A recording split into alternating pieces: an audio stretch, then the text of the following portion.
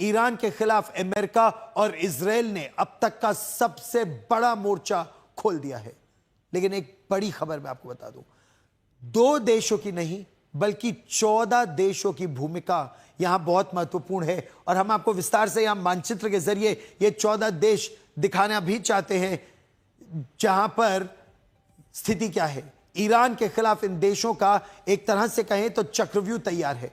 हमारी स्क्रीन पर इस समय जो लिस्ट है उस लिस्ट को आप जरा गौर से देखिए। इसे महायुद्ध में E3 यानी यूरोप के 3 सबसे शक्तिशाली देश ब्रिटेन, फ्रांस और जर्मनी, ये E3 जो है ये भी सैन्य समर्थन देने की भूमिका में आ गए हैं।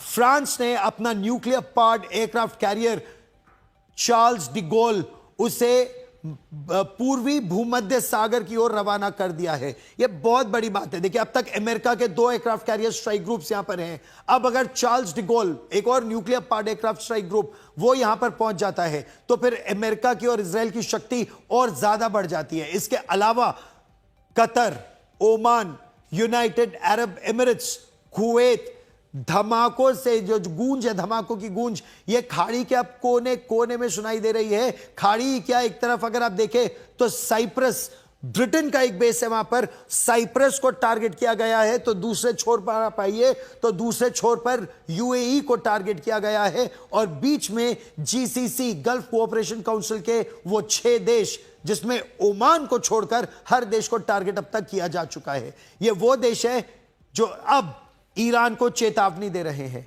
या तो ईरान उन पर हमला करना बंद करे या फिर ईरान अब हमले को झेलने के लिए तैयार हो जाए। अमेरिका और इजराइल जहां सीधे तौर पर युद्ध में शामिल हैं, ईरान पर अब तक 2000 से ज्यादा बम, रॉकेट, मिसाइलें बरसा चुके हैं। वहीं ईरान भी ड्रोन और मिसाइलों के जरिए अमेरिका और इजराइल के ठिकानों पर लगातार बारूद बरसा रहा है। हम आपको उन तमाम देशों के बारे में विस्तार से बताते हैं जो इस वक्त ईरान के खिलाफ युद्ध में या तो सीधे तौर पर शामिल हो रहे हैं या फिर उससे प्रभावित हो रहे हैं और परेशान हैं। अब मैं आपको एक एक देश यहां पर बताना चाहता हूं। ये 14 देश है। पहला अमेरिका, सीधे तौर पर इस युद्ध में अमेरिका शामिल है। दूसरा हमला वो लगातार ईरान पर कर रहा है। अब वो देश जो E3 के देश है जो धीरे धीरे समर्थन की बात कर रहे हैं, ब्रिटेन, क्योंकि अब उनको टारगेट किया गया साइप्रस में, अब वो मिलिट्री सपोर्ट रोल में यहां पर आ गए हैं। मिशंस में उन्होंने भी भाग लिया, यह बात ब्रिटेन के प्रधानमंत्री साफ कर चुके हैं। फ्रांस, चार्ल्स डी गोल, उनका एयरक्राफ्ट कैरियर भूमध्य सागर में, मेडिटेरेनियन सी में अब पहुंच रहा है, यह भी मिलिट्री सपोर्ट रोल में है। एक बहुत बड़ी आर्थिक और सैन्य शक्ति जर्मनी, यह भी मिलिट्री सपोर्ट में अब तैनात की जा रही है। अब आप सोचिए शक्ति इजराइल और अमेरिका की कितनी ज्यादा बढ़ जाती है। ये तो केवल 5 हुए।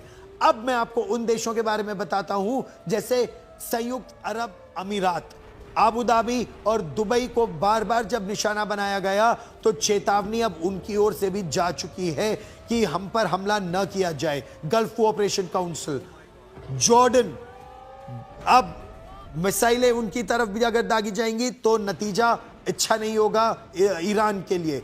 उन्होंने अपनी एयर स्पेस अब बंद कर दी है। इसके अलावा सऊदी अरब, प्रिंस सलमान जो एयरबेस को निशाना बनाएगा, सुल्तान एयरबेस को, अब उन्होंने तो चेतावनी दे दी कि अगर एक ब्रदर इस्लामिक कंट्री को ईरान ने निशाना बनाया तो वो भी पलटवार कर सकते हैं। कतर, दोहा पर मिलिट्री बेस पर हमले के बाद, मिसाइल हमले के बाद वो भी पलटवार की परिस्थिति में है इस समय। कुवैत में अमेरिकी दूतावास को निशाना बनाया गया, एक एयरबेस को निशाना बनाया गया और कुवैत में कहा यह जा रहा है कि 3 अमेरिकी विमान गिर गए अब तक। बहरीन 5th फ्लीट का हेडक्वार्टर्स है और बहरीन को निशाना बनाया गया। तो गल्फ कोऑपरेशन काउंसिल के देश कह रहे हैं अगर नहीं रुके तो पलटवार हो सकता है ईरान पर। इराक, यूएस एयरबेस पर यहां भी अरबिल में, कुर्दिस्तान के इलाके में हमला हुआ है। ओमान, यहां पर भी पोर्ट पर अटैक हुआ है, जबकि ओमान तो बातचीत करा रहा था। सीरिया, हालांकि इससे बिल्कुल इतर अलग है, लेकिन यह भी एक खतरे की घंटी हो सकती है।